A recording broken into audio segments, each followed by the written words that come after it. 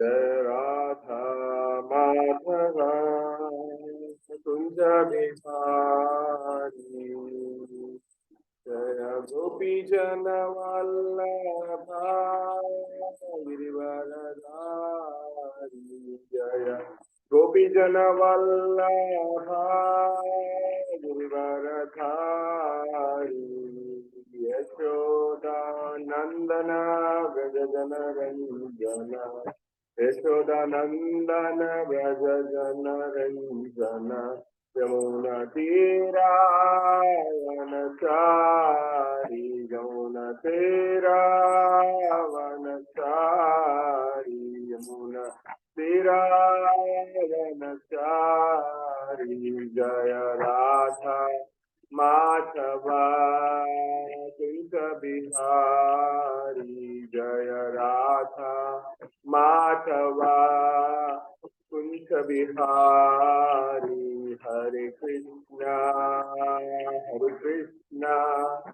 कृष्ण कृष्णा हरे हरे, हरे राम राम राम हरे हरे, हरे कृष्णा कृष्ण कृष्ण हरे हरे, हरे राम राम राम हरे हरे, हरे कृष्ण कृष्ण कृष्ण हरे हरे, हरे राम राम राम हरे हरे, हरे कृष्ण कृष्ण कृष्ण हरे हरे, हरे राम राम राम हरे हरे, हरे कृष्ण कृष्ण कृष्ण हरे हरे, हरे राम राम राम हरे हरे, जय राधा माधव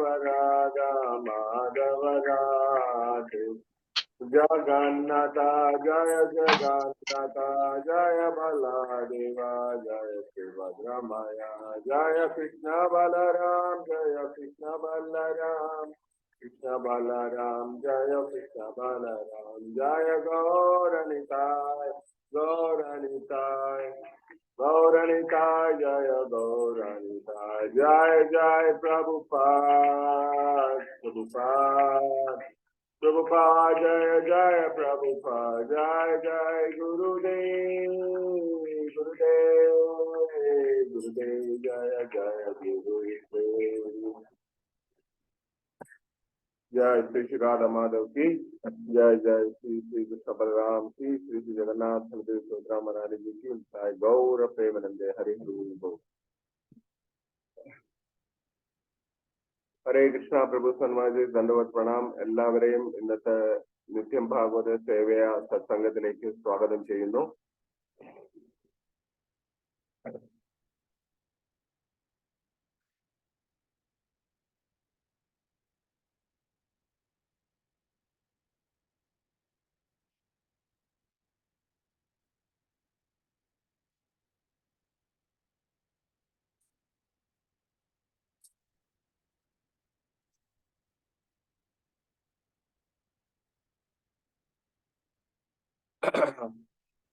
ഓം നമോ ഭഗവതേ വാസുദേവായ, ഓം നമോ ഭഗവതേ വാസുദേവായ, ഓം നമോ ഭഗവതേ വാസുദേവായ, നാരായണം നമസ്കൃത്യം നരം ചൈവ നരോത്തമം देवीं सरस्वतीं व्यासं ततो जयं मुदीरयेत्, नष्टप्रायेषु भद्रेषु नित्यं भागवत सेव्यां, भगवतीरुत्तमश्लोके भक्तिर्भवति नैष्ठिकी, मुखं करोति वाचालं पाङ्गं लङ्घयति गिरिं यत्कृपादमहं वन्दे श्रीगुरुं दीनतारिणं, श्रीचैतन्यमीश्वरं परमानन्दमाधवम्. ഹരേ കൃഷ്ണ. നമ്മളുടെ ചർച്ച തുടരുകയാണ്. അല്ലെങ്കിൽ ആ ശ്ലോകം, ഒന്നാമത്തെ ശ്ലോകം, അധ്യായം ശ്രീമദ് ഭാഗവതം സ്കന്ധം 1 അധ്യായം 1 ഋഷിമാരുടെ അന്വേഷണങ്ങളിലെ 68-ാമത്തെ പേജിലെ സർവ ശ്രുതി മന്ത്രങ്ങളിലും എന്ന് പറയുന്ന ആ ഒരു പാരഗ്രാഫ് മുതലാണ് നമ്മൾ ഇനി ചെയ്യാനുള്ളത്. ഇന്നും നാളെയും കൊണ്ട് ഈ ശ്ലോകം ഏതാണ്ട് ഒരുവിധം കംപ്ലീറ്റ് ചെയ്യാൻ പറ്റുമെന്ന് തോന്നുന്നു. നമുക്ക് നോക്കാം.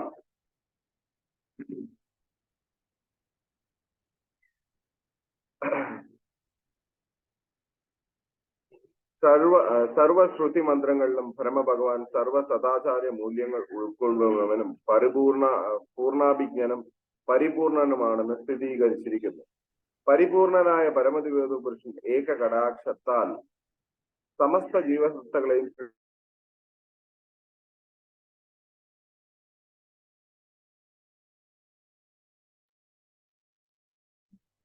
ഹരേ കൃഷ്ണ.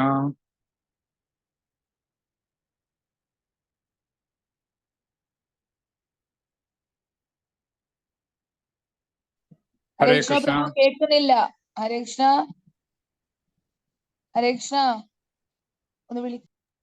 പ്രയോഗത്തിനായി സർഗാത്മക ശക്തികൾ സദാ വർത്തിച്ചു കൊണ്ടിരിക്കുന്നു. ഭഗവാൻ ഒരു ഘടികാര നിർമ്മാണനേക്കാൾ വിദഗ്ധനല്ലെന്ന് നാസ്തികർ വാദിച്ചേക്കാം. എന്നാൽ സ്ത്രീ പുരുഷ പ്രതിലേഖ രൂപത്തിൽ ഭഗവാൻ യന്ത്രങ്ങളെ നിർമ്മിക്കുന്നതിനാൽ ഘടികാര നിർമ്മാണനേക്കാൾ തീർച്ചയായും ശ്രേഷ്ഠനാണ്, ഉത്തങ്കനാണ്. സ്ത്രീ പുരുഷ രൂപത്തിലുള്ള യന്ത്രങ്ങൾ ഭഗവാന്റെ അനന്തര ശ്രദ്ധ കൂടാതെ തന്നെ വ്യത്യസ്തങ്ങളായ അസഖ്യം സാമാന്യ യന്ത്രനിർമ്മാണം നിർബാധം തുടരുന്നു. മനുഷ്യ ശ്രദ്ധ കൂടാതെ സ്വയം സമാന യന്ത്രങ്ങളെ ഉൽപ്പാദിപ്പിക്കുന്ന തരം ഒരു കൂട്ടം യന്ത്രങ്ങൾ മനുഷ്യർ നിർമ്മിക്കുന്നുവെങ്കിൽ അയാളുടെ ബുദ്ധിശക്തി ഭഗവാന്റേതിന് സമീപസ്ഥമാണെന്ന് അഭിപ്രായപ്പെടാം. എന്നാൽ അത് അസാധ്യമാണ്. ഓരോ യന്ത്രവും പ്രത്യേകം നിയന്ത്രിക്കണം. ആകയാൽ ആർക്കും ഭഗവാനോളം നല്ലവണ്ണം നിർമ്മാണം നടത്തുക സാധ്യമല്ല. ഭഗവാന്റെ മറ്റൊരു നാമം അസമർത്ഥവും എന്നാണ്. അതിനർത്ഥം ഭഗവാന് സമാനനായോ അതീതനായോ ആരും തന്നെ ഇല്ല എന്നർത്ഥം. ശ്രുതിമന്ത്രത്തിൽ ഇത് ദൃഢീകരിച്ചിരിക്കുന്നു. ഭൗതിക പ്രപഞ്ച സൃഷ്ടിക്ക് മുമ്പ് സർവരുടെയും യജമാനായ ഭഗവാൻ അല്ലാതെ ആരും തന്നെ നിലനിന്നിരുന്നില്ല. വേദവിജ്ഞാനം ബ്രഹ്മദേവന് പകർന്നു നൽകിയ ഭഗവാനെ എല്ലാവിധത്തിലും ആദരിച്ച് അനുസരിക്കണം. ഭൗതിക നൂലാമാലകളിൽ നിന്ന് രക്ഷ നേടാൻ ആഗ്രഹിക്കുന്ന ഏതൊരാളും നിശ്ചയമായും ഭഗവാനെ ശരണം പ്രാപിക്കണമെന്ന് ഭഗവത്ഗീത ദൃഢമായി പ്രസ്താവിക്കുന്നു. ഹരേ ഓം അജ്ഞാനതിമിരാന്തസ്യ ജ്ഞാനാഞ്ജനശലാകയാ ചക്ഷുരുന്മിലിതമേന തസ്മൈ ശ്രീഗുരുവേ നമഃ. ശ്രീചൈതന്യമനോഭീഷ്ടം സ്ഥാപിതം യേന ഭൂതലേ സ്വയം രൂപകഥാമഹ്യം ദദാതി സുപദാന്തികം വന്ദേഹം ശ്രീഗുരോ ശ്രീധർമ്മം ശ്രീഗുരുൻ വൈഷ്ണവാം ച ശ്രീരൂപം സാഗജാതം സഗണ രഘുനാഥാനിതം തം സജീവം സാദ്വൈതം സാവധൂതം പരിജനസദം കൃഷ്ണദേവം ശ്രീരാധാകൃഷ്ണപാദാൻ സഗണനന്ദ ശ്രീശാഖാനിതാംശ ഹേ കൃഷ്ണ കരുണാ സിന്ധു ദീനബന്ധു ജഗത്പദേ गोपेश गोपियाकांत राधाकांत नमस्ते तप्त कांचन गौरांगी राधे वृंदावनेश्वरी वृषभानुसुते नमामि हरिप्रिय. जय श्री कृष्ण चैतन्य प्रभु नित्यानंद श्री गदाधर श्रीवासदि गौर भक्तवृंद. हरे कृष्णा कृष्णा कृष्णा हरे हरे, हरे राम राम राम हरे हरे. वंशकल्पतरुभ्यश्च कृपा सिन्धुभ्य एव च पतितानां पावनेभ्यो वैष्णवेभ्यो नमो नमः.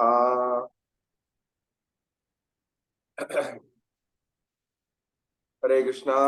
ഈ ശ്ലോകത്തിന്റെ ഏതാണ്ട് അവസാന ഘട്ടത്തിലേക്ക് നമ്മൾ വന്നുകൊണ്ടിരിക്കുകയാണ്. അതിനകത്ത് ഈ ശ്ലോകത്തിലെല്ലാം ഈ ഒരു ശ്ലോകം തന്നെ ഭഗവാന്റെ വിഭൂതികളെ അല്ലെങ്കിൽ എന്താ പറയാ ഈ അൺലിമിറ്റഡ് ആയ എനർജീസിന്റെ എക്സ്പാൻഷൻ ഇല്ലെങ്കിൽ അദ്ദേഹത്തിന്റെ ശക്തിയുടെ മഹത്വത്തെയാണ് കൂടുതൽ വിവരിക്കുന്നത്. കാരണം എത്രത്തോളം നമ്മള് ശ്രമിച്ചാലും ഭഗവാന്റെ ഒരിടത്ത് പോലും നമ്മളെ കൊണ്ട് എത്താൻ സാധിക്കില്ല. മീൻസ് ശക്തി വൈഭവം കൊണ്ട്, ഇന്നത്തെ കാൽക്കുലേഷൻ കൊണ്ട് ആധുനിക ശാസ്ത്രജ്ഞന്മാർ പല വിധത്തിലും ഭഗവാനെ വാഴ്ത്തപ്പെടാനും ഇല്ലെങ്കിൽ ഭഗവാനെ വാഴ്ത്തപ്പെടാതിരിക്കാനും അതുപോലെ തന്നെ അവരുടെ കഴിവുകളെ കൂടുതൽ വലുതാണെന്ന് പ്രകടിപ്പിക്കാനുമായിട്ട് ശ്രമിച്ചുകൊണ്ടിരിക്കുന്നു. പക്ഷെ ഒരു തരത്തിൽ പോലും അത് വിജയിക്കില്ല എന്നുള്ളതാണ് ഈ ഒരു ട്രാൻസ്ലേഷനകത്ത് അവർ പറഞ്ഞു വരുന്നത്. കാരണം ഭഗവാന്റെ ശക്തിയുടെ വൈഭവം ഇല്ലെങ്കിൽ അതിന്റെ വ്യാപ്തി നമ്മള് ഒരു കാരണവശാലും നമ്മളെ ഭൗതിക ഇന്ദ്രിയങ്ങളെ കൊണ്ട് ഇല്ലെങ്കിൽ ഭൗതികമായ നമ്മളുടെ കാഴ്ചപ്പാടുകളെ കൊണ്ട് ഇല്ലെങ്കിൽ ത്രിഗുണങ്ങളാൽ മൂടപ്പെട്ട നമ്മളുടെ ബുദ്ധിയും മനസ്സും കൊണ്ട് ഒരിക്കലും നമുക്ക് നേടാൻ സാധിക്കുകയില്ല. കാരണം ഈ ത്രിഗുണത്തിന് മേലെയാണ് ത്രിഗുണത്തിന് മേലെയാണ് ഭഗവാന്റെ അന്തരംഗ ശക്തികളെല്ലാം നമുക്ക് തിരിച്ചറിയാൻ സാധിക്കുന്നത്. കാരണം ഭഗവാൻ ഈ ത്രിമോഡ്സിനകത്ത് ഒരിക്കലുമേ ഇടപെടുന്നില്ല എന്നുള്ളത്. അപ്പൊ അത്രത്തോളം പ്യൂറസ്റ്റ് ആയ പ്യൂറിനെ നമുക്ക് എങ്ങനെ നമ്മളുടെ സെൻസസ്, അതായത് നോർമൽ ഇന്ദ്രിയങ്ങൾ കൊണ്ട് അല്ലെങ്കിൽ നമ്മളുടേതായ ഒരു കാഴ്ചപ്പാടിൽ നമുക്ക് മനസ്സിലാക്കാൻ സാധിക്കുക ഒരു കാരണവശാലും പോസിബിൾ അല്ല. ദയവായിട്ട് നമ്മൾ അത് മറന്നു പോകരുത്. നമ്മൾ പലപ്പോഴും പല കാര്യങ്ങളും ജഡ്ജ് ചെയ്യുന്നത്, തീരുമാനിക്കുന്നത് നമ്മളുടേതായ ലെവലുകൾ ഇല്ലെങ്കിൽ നമ്മളുടേതായ കാഴ്ചപ്പാടുകൾ നമ്മൾ അറിഞ്ഞതിന്റെ ബേസിലായിരിക്കും. പക്ഷെ അത് എപ്പോഴും ശരിയായിരിക്കണം എന്നില്ല. ഒരു കാരണവശാലും നമ്മൾ ആ ഒരു വിധത്തിൽ ഒരു തീരുമാനങ്ങൾ എടുക്കരുതെന്ന് ഭഗവത്ഗീതയിൽ ഒരുപാട് സ്ഥലത്തില് 16-ാം അധ്യായത്തിലൊക്കെ പറയുന്നുണ്ട്. നമ്മളുടെ കാഴ്ചപ്പാട് വളരെ വളരെ വളരെ പരിമിതങ്ങളാണ്. അതാദ്യം നമ്മൾ തിരിച്ചറിയും എന്നതുപോലെ. കാരണം നമ്മൾ ഭഗവാനെ പല വിധത്തിലും മനസ്സിലാക്കാൻ ശ്രമിക്കാറുണ്ട്. കാരണം സാധാരണപ്പെട്ട ജനങ്ങൾ എങ്ങനെയാ ഭഗവാന്റെ ഇല്ലെങ്കിൽ ഈശ്വരൻ എന്നൊരു ശക്തിയെ അംഗീകരിക്കുന്നത്? അവര് കുറെ പ്രാർത്ഥനകൾ നടത്തുകയും ആ പ്രാർത്ഥനകൾക്ക് എന്തെങ്കിലും ഫലം ലഭിക്കുകയാണെങ്കിൽ അവർ വിചാരിക്കും ഇതെല്ലാം ഈശ്വരൻ തന്നു, ഈശ്വരനുണ്ട്. കുറെ പേര് അവര് പ്രാർത്ഥിക്കും, അവർക്ക് വേണ്ട വിധമുള്ള ഫലം ലഭിക്കാറില്ല. അങ്ങനെ വരുമ്പോൾ ഈശ്വരനില്ല, അങ്ങനെ ഒരു ശക്തി ഇല്ല എന്നൊക്കെ പറഞ്ഞിട്ട് പലപ്പോഴും കംപ്ലൈന്റ്സ് ഇല്ലെങ്കിൽ ഒരു തരത്തിലുള്ള അതൃപ്തി പ്രകടിപ്പിക്കും. അങ്ങനെ ഭഗവാനെ മനസ്സിലാക്കാൻ പലപ്പോഴും ശ്രമിക്കും. ഇതിനെ ദുഃഖാർത്ഥി, ജിജ്ഞാസു, അർത്ഥകാംക്ഷി എന്ന് ഭഗവത്ഗീതയിൽ പറയുന്നത് 4 വിധത്തിൽ ചതുർവിധ ഭജന്തേ മാം എന്ന ശ്ലോകത്തിൽ പറയുന്ന പോലെ. അപ്പോ യഥാർത്ഥത്തിൽ ഇത് കൊടുക്കുകയും കൊടുക്കാതിരിക്കുന്നതും കൊണ്ട് ഭഗവാന്റെ മഹത്വത്തിന് എന്തെങ്കിലും കോട്ടം സംഭവിക്കുന്നുണ്ടോ? ഒരിക്കലുമില്ല. നമുക്കത് ലഭിച്ചാലും ലഭിച്ചില്ലേലും ഇപ്പൊ നേരത്തെ പറയും പോലെ നമ്മളിപ്പോ ഒരു സൂര്യനെ നമ്മളുടെ നഗ്ന നേത്രങ്ങൾ കൊണ്ട് ചിലപ്പോൾ ചില സമയങ്ങൾ കാണുമ്പോൾ ഒരു വട്ടപൂജ്യം പോലെ കാണും, ഒരു റെഡ് റോസിനെ പോലെ കാണാൻ പറ്റും, ഒരു ഗോളത്തിനെ പോലെ കാണാൻ പറ്റും. അതിനർത്ഥം സൂര്യൻ നമ്മളുടെ കാഴ്ചയിൽ വരുന്ന ആ ഒരു ഗോളത്തിനകത്തുള്ളതാണോ? അല്ല. നമ്മൾ കാണുന്നതും യഥാർത്ഥത്തിൽ ശരിയാണ്. നോക്കുമ്പോൾ ഒരു വട്ടം, നമ്മള് സൺസെറ്റ് എവിടെയെങ്കിലും സൂര്യാസ്തമനം പോയി നോക്കുമ്പോൾ സണ്ണ് മങ്ങിപ്പോകുന്നു ഇല്ലെങ്കിൽ കടലിനകത്ത് താഴുന്നു എന്ന് നമുക്ക് കാഴ്ചയിൽ കാണാൻ പറ്റും. യഥാർത്ഥത്തിൽ അത് ശരിയാണോ? ഒരിക്കലും അല്ല. കാരണം എന്താ? സണ്ണ് ഒരിക്കലുമേ അസ്തമിക്കുന്നുമില്ല, ഉദിക്കുന്നുമില്ല. അത് എപ്പോഴും നിലയായിട്ട് നിൽക്കുകയാണ്. നമ്മളുടെ കാഴ്ചയിൽ അത് കാണുന്നത് അങ്ങനെ ആയതുകൊണ്ട് മാത്രം നമുക്ക് തോന്നുന്നു സണ്ണ് അസ്തമിക്കുന്നു അല്ലെങ്കിൽ സണ്ണ് ഉദിക്കുന്നു. അദ്ദേഹത്തിന് ഒരിക്കലും മാറ്റമില്ലാതെ അദ്ദേഹത്തിന്റെ കടമയെ നിർവഹിച്ചു കൊണ്ട് തന്നെ ഇരിക്കുന്നു എന്നതുപോലെ ഭഗവാനും ഭഗവാന്റെ കടമകളെ നിർവഹിച്ചുകൊണ്ടിരിക്കുന്നു. നമ്മൾ അത് അംഗീകരിച്ചാലും അംഗീകരിച്ചില്ലേലും. ഇവിടുത്തെ ഈ പർപ്പൂട്ടിൽ പറയുന്ന ഏറ്റവും ഫൈനൽ ലൈൻ ഭയങ്കര ഇമ്പോർട്ടന്റ് ആണ്.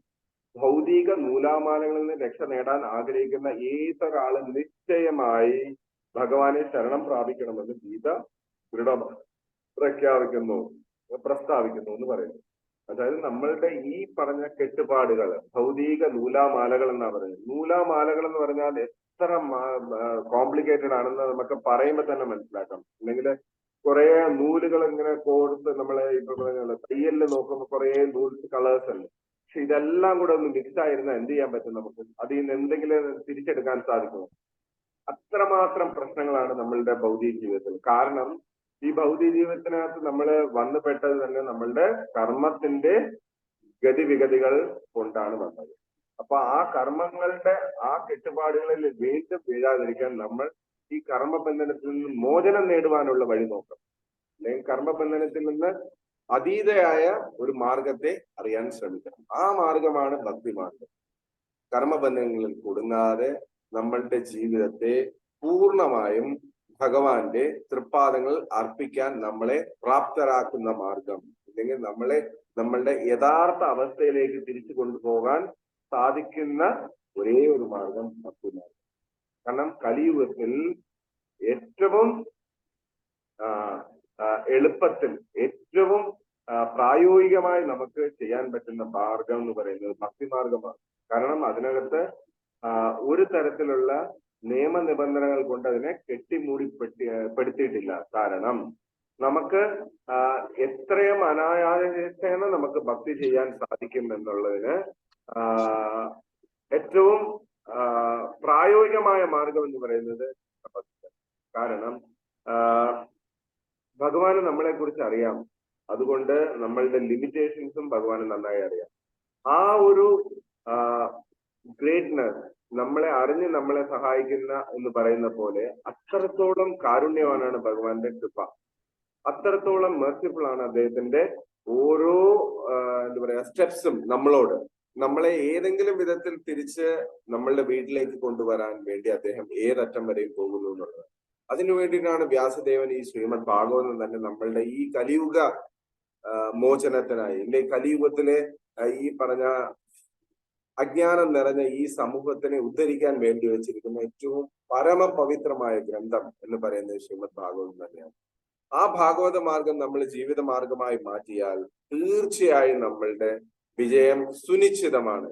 ഈ ഗീതയില് ഭഗവാൻ അവസാനം പറയുന്ന പോലെ എത്ര യോഗേശ്വരോ കൃഷ്ണ എത്ര പാർദോദര തത്ര ശ്രീ വിജയോ ദുവാനീതിർ മതിർ മമ.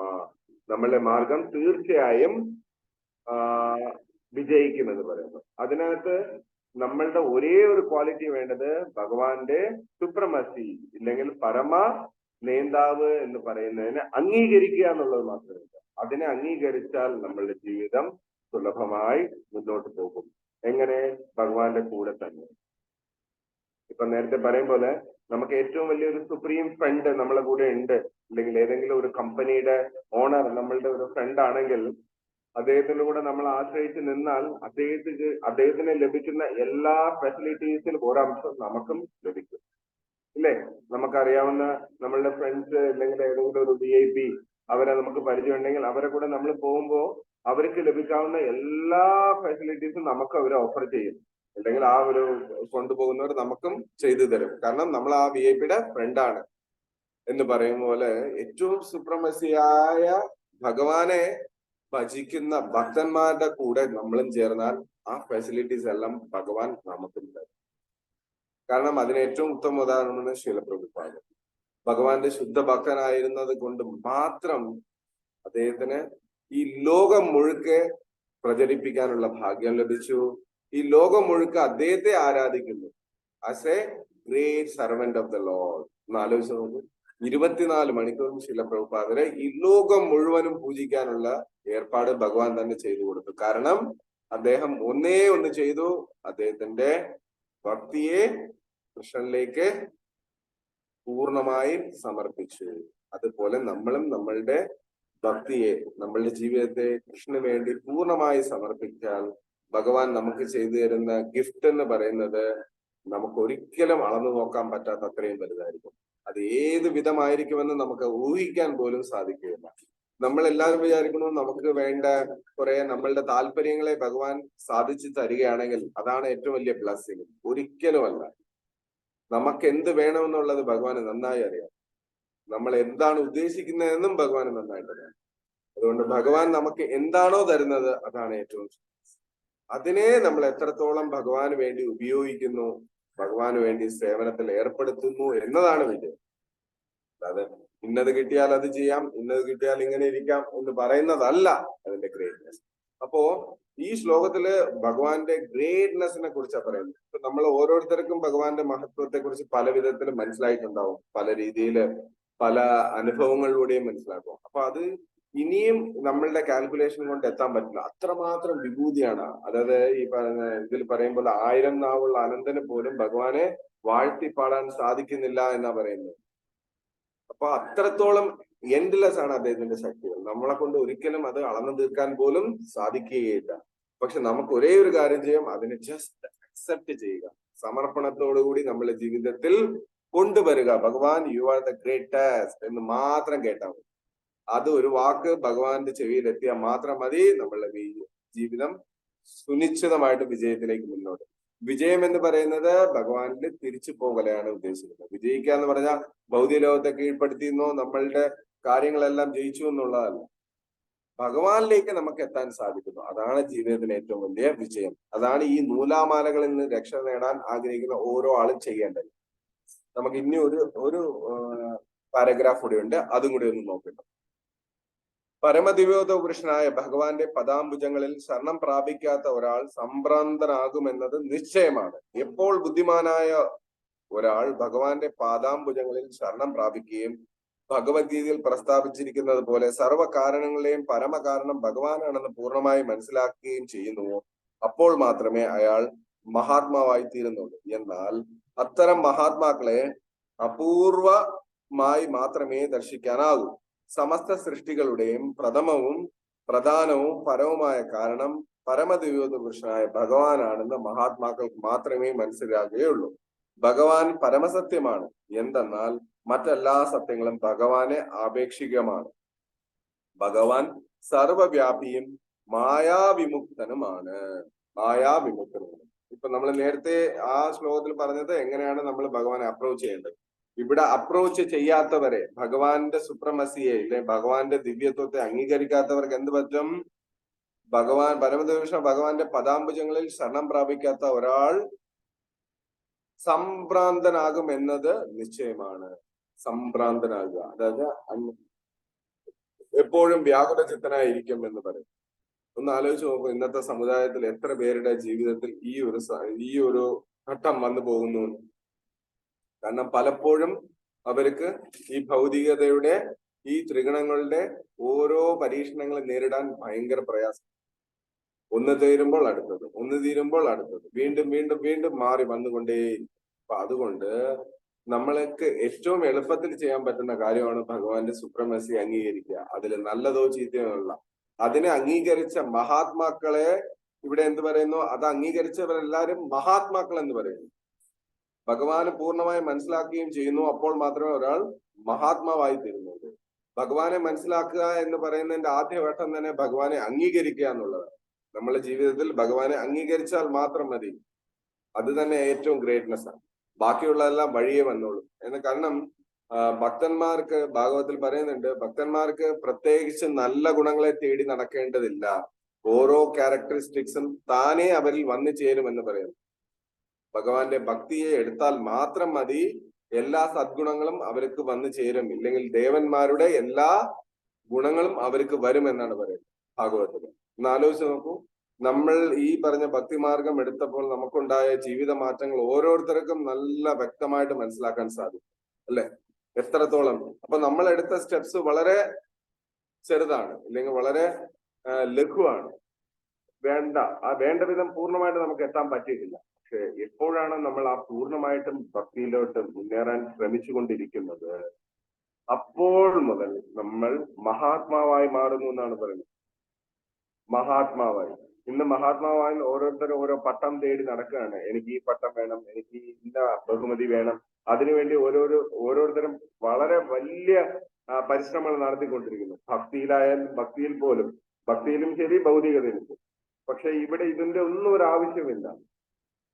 നമ്മൾ ഭക്തിയെ പൂർണ്ണമായിട്ട് നമ്മളുടെ ജീവിത മാർഗമാക്കിയാൽ നമ്മൾ മഹാത്മാവായി എന്ന് കൃഷ്ണൻ നമുക്ക് അംഗീകാരം തരും. അതല്ലേ നമുക്ക് വേണ്ടത്. ബാക്കിയുള്ളവരുടെ അംഗീകാരം കുറച്ചു നേരത്തേക്കാണ്, കുറച്ച് കഴിയുമ്പോൾ അത് മാറിപ്പോകും. പക്ഷെ ഇവിടെ ഭഗവാൻ നമ്മളെ അക്സെപ്റ്റ് ചെയ്യുന്നുണ്ട്, ഗുരുക്കന്മാർ നമ്മളെ അക്സെപ്റ്റ് ചെയ്യുന്നുണ്ട്, നമ്മളുടെ ഗുരു നമ്മളെ അക്സെപ്റ്റ് ചെയ്യുന്നുണ്ട്. അതുപോലെ അതാണ് ജീവിത വിജയം, അതാണ് നമ്മളുടെ യഥാർത്ഥമായ ജീവിത വിജയം. അപ്പോൾ ഇവിടെ പറയുന്നത് മഹാത്മാക്കൾ, അതായത് ഭഗവാൻ എപ്പോഴാണ് നമ്മൾ മഹാത്മാവാകുന്നതെന്ന് പറഞ്ഞാൽ ഭഗവാനെ അംഗീകരിക്കുക. ആ ഭഗവാനെ അംഗീകരിക്കുമ്പോൾ അദ്ദേഹത്തിന്റെ ദിവ്യത്വവും ഗ്രേറ്റ്നെസ്സും എല്ലാം നമുക്ക് സ്വയമേ മനസ്സിലായി തുടങ്ങും. നമ്മൾ ഈ പറഞ്ഞ പോലെ ഭക്തി മാർഗത്തിൽ തുടങ്ങുമ്പോൾ എല്ലാവരെയും ഒരു മാല ജപിക്കാൻ പറഞ്ഞാണ് ഹരേ കൃഷ്ണയിൽ നമ്മൾ ഇൻവൈറ്റ് ചെയ്യാറുള്ളത്. പക്ഷെ കുറെ കഴിയുമ്പോൾ അവർ തന്നെ സ്വയമേ ഓരോ മാല കൂട്ടുകയും 4 മാല, 8 മാല, 16 മാല എന്നൊക്കെ വരുമ്പോൾ ഇപ്പൊ നമുക്ക് തന്നെ മനസ്സിലാക്കാൻ പറ്റും ഭഗവാന്റെ ഗ്രേറ്റ്നെസ് എത്രത്തോളം ഉണ്ട്. പക്ഷെ ഇത് പോരാ, ഇവിടെ കൊണ്ട് തീരുന്നില്ല, ഇനിയും നമുക്ക് പഠിക്കാനുണ്ട്. അപ്പൊ നമുക്ക് ഇതിനകത്ത് വരുമ്പോഴാണ് ഭഗവാന്റെ ഗ്രേറ്റ്നെസ് എത്രത്തോളം ഉണ്ട് എന്ന് മനസ്സിലാക്കാൻ സാധിക്കുന്നത്. അത് എത്രത്തോളം നമ്മൾ മുന്നോട്ട് കൊണ്ടുപോകുമോ അത്രത്തോളം നമ്മൾ ഉയർന്നുകൊണ്ടേയിരിക്കുന്നു. മഹാത്മാവ് എന്ന പദം നമ്മളെ വീണ്ടും വീണ്ടും ഉയർത്തിക്കൊണ്ടുപോകും. കാരണം ദോസ് ഹു ആർ ഗെറ്റിംഗ് വിത്ത് അംഗീകാരങ്ങൾ കൊണ്ട് ഒരാൾ നമ്മളെ മൂടുമ്പോൾ നമുക്ക് കൂടുതൽ കൂടുതൽ ഉത്തരവാദിത്തങ്ങളുണ്ട് എന്ന് പറയുന്നത്. നമ്മൾ ഭക്തിയിൽ ഉയരുന്നു എന്നർത്ഥം. അതുപോലെ നമുക്ക് ഉത്തരവാദിത്തങ്ങളുണ്ട്. കൂടുതൽ കൂടുതൽ കാര്യങ്ങൾ മനസ്സിലാക്കണം, കൂടുതൽ കൂടുതൽ സേവനങ്ങൾ നമുക്ക് ചെയ്യണം എന്നുള്ള ഉത്തരവാദിത്തം നമുക്ക് തീർച്ചയായിട്ടും ഉണ്ടാവും. അതിലൂടെ നമുക്ക് പൂർണ്ണമായിട്ടും ഈ പറഞ്ഞ ഭഗവാന്റെ തൃപ്പാദത്തെ ശരണം പ്രാപിക്കാനും അതിൽ നിന്ന് പിന്മാറാതിരിക്കാനുമുള്ള ഒരു വഴി നമുക്ക് ഉണ്ടാകും എന്നുള്ളതാണ് ഈ 2 ശ്ലോകത്തിൽ എന്റേതായ ഒരു കാഴ്ചപ്പാടിൽ എനിക്ക് കുറച്ച് കാര്യങ്ങളെ മനസ്സിലാക്കാൻ സാധിച്ചുള്ളൂ. ദയവായി ക്ഷമിക്കണം. ഇനിയും ഒരുപാട് കാര്യങ്ങൾ ഇതിനകത്തെല്ലാം പറയാനുണ്ട്. ഭഗവാൻ അഭിഷം, ഭഗവാൻ സർവ്വവ്യാപിയും മായാമുക്തനുമാണ്.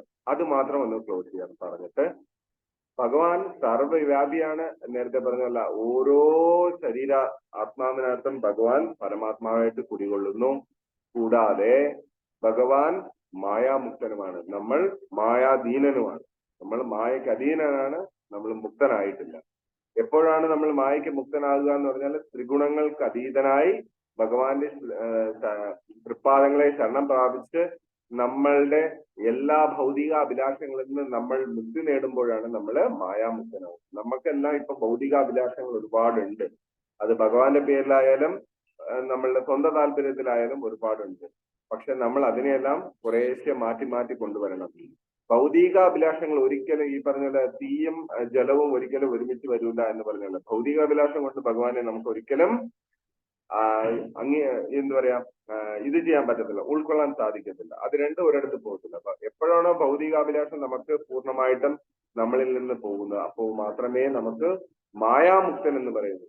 അല്ലെ, ഈ ഉപദേശാമൃതത്തിൽ പറയുന്ന പോലെ വാചോവേഗം, മനസ്സോവേഗം, ക്രോധോവേഗം, ജിഹ്വാവേഗം, ഉദരോവേഗം, ഉദരോ ഉപസ്ഥവേഗം, ഏതാൻ വേഗാനയോ വിഷയധീരാ സർവാമപി മാം പൃഥ്വിശിഷ്യ എന്ന് രൂപഗോസ്വാമി മഹാരാജ് പറഞ്ഞതുപോലെ, നമ്മളുടെ ഈ ഇന്ദ്രിയങ്ങളെല്ലാം എപ്പോഴാണ് നമ്മളുടെ നിയന്ത്രണത്തിൽ വരുന്നത്, എപ്പോഴാണോ നമ്മളുടെ ചൊൽപ്പടിക്ക് ഭക്തിയിൽ അത് സേവനത്തിൽ ഏർപ്പെടുന്നത്, അപ്പോൾ മാത്രമേ നമ്മൾ മായ മുക്തനാകുകയുള്ളൂ. അതുവരെ നമ്മൾ മായയ്ക്ക് അതീതനായിരിക്കുക. അപ്പൊ നമ്മളുടെ ഓരോ ദിവസത്തെയും ഉത്തരവാദിത്തമാണ് നമ്മൾ മായയ്ക്ക് മുക്തനാകാൻ വേണ്ടി പരിശ്രമിക്കുക. ഓരോ ദിവസവും നിത്യ അഭ്യാസി ആനയെ എടുക്കുമെന്ന് പറയുന്നത് പോലെ നമ്മളും തീർച്ചയായും മുക്തനാവും. കാരണം പണ്ടുണ്ടായിരുന്ന നമ്മളല്ല ഇന്ന്. ഈ ഇന്നുണ്ടായിരുന്ന ആളല്ല നാളെ വരാൻ പോകുന്നത്, ഇല്ലെങ്കിൽ കമ്മിങ് ഡേയ്സിൽ. അപ്പൊ നമ്മൾ അതിനുവേണ്ടി പരിശ്രമിച്ചുകൊണ്ടിരുന്നാൽ മാത്രം മതി, ഓട്ടോമാറ്റിക്കലി ട്രാൻസ്ഫോർമേഷൻ സംഭവിക്കും. ഗ്രന്ഥരാജ് ശ്രീമദ് ഭാഗവതം കി ജയ്, ശില പ്രഭുപാദ് കി ജയ്, ശില ഗുരുദേവ് കി ജയ്. എന്തെങ്കിലും പോയിന്റ്സ് ആഡ് ചെയ്യാനുണ്ടെങ്കിൽ ദയവായിട്ട് ചെയ്യാം.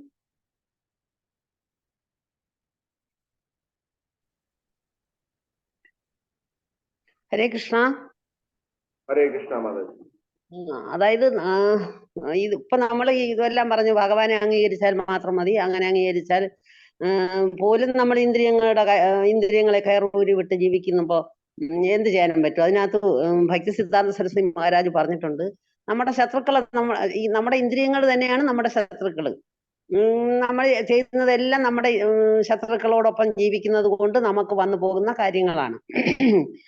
ഭക്തി സിദ്ധാന്ത സരസ്വതി മഹാരാജ് പറഞ്ഞിട്ടുണ്ട്, രാത്രി കിടക്കുന്നതിന് മുൻപ് രാവിലെ ഉണർന്നാൽ ഉടനെ ചെരുപ്പ് കൊണ്ട് നമ്മുടെ മനസ്സിനെ തല്ലണമെന്ന്.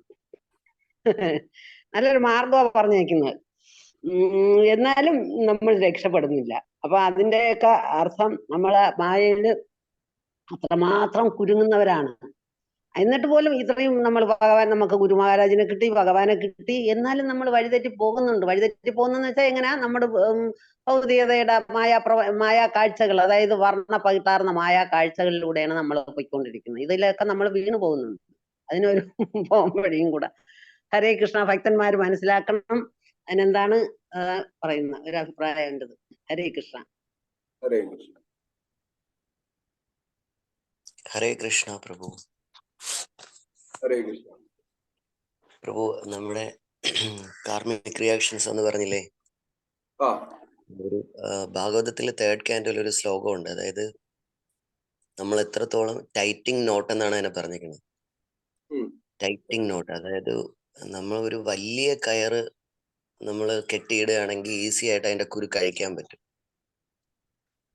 ഈസി ആയിട്ട്, അതായത് ഒരു 10-100 കുരുക്കുണ്ടെങ്കിലും അതിനെ അഴിച്ചെടുക്കാൻ പറ്റും.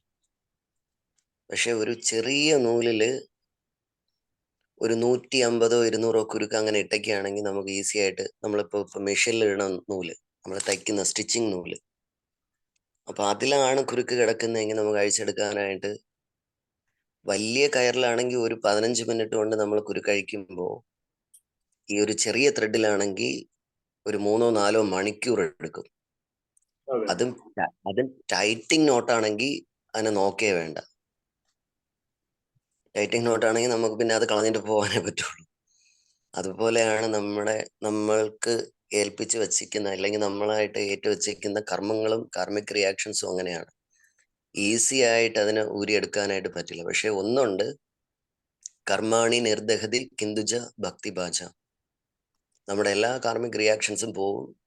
കർമാണി നിർദഹതി കിന്തുജ ഭക്തിഭാജ. നമ്മൾ ഭക്തി മാത്രം ചെയ്താൽ മാത്രം മതി. നല്ല രീതിയിൽ ഭക്തി മാത്രം ചെയ്താൽ ഈ കാർമിക് റിയാക്ഷൻസ് എല്ലാം നമ്മളെ വിട്ടു പോകുന്നു പറഞ്ഞിട്ടൊരു ശ്ലോകം, അത് ബ്രഹ്മസംഹിതയിലും പറയുന്നുണ്ട്.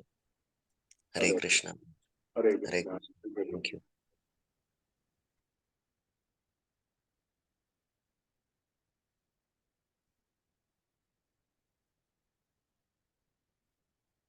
ഹരേ കൃഷ്ണ.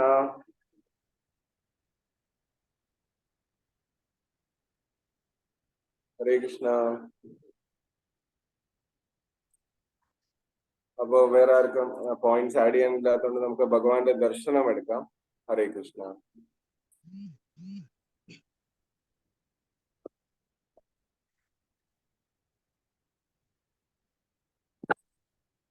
സോറി.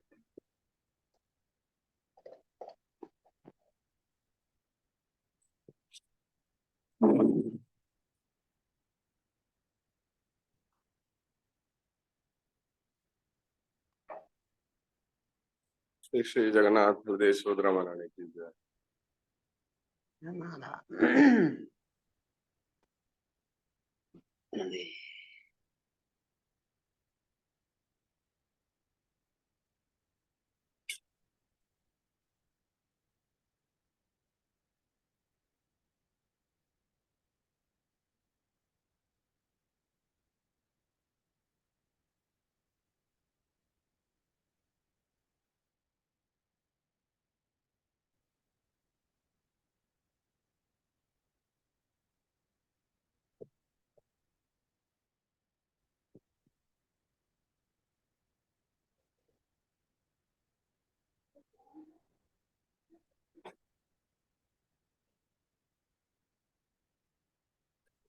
ഇന്നത്തെ പൂജാരി ഇദ്ദേഹമാണ്, നമ്മുടെ ഇത് ശ്രേഷ്ഠ പ്രഭു.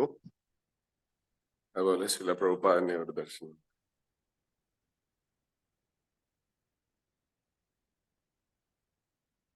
അപ്പൊ എല്ലാരും ദർശനം എടുത്തെന്ന് വിചാരിക്കുന്നു, ഒരു ലോങ് വ്യൂടെ.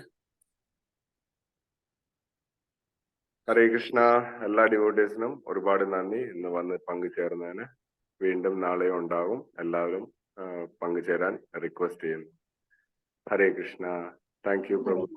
Thank you.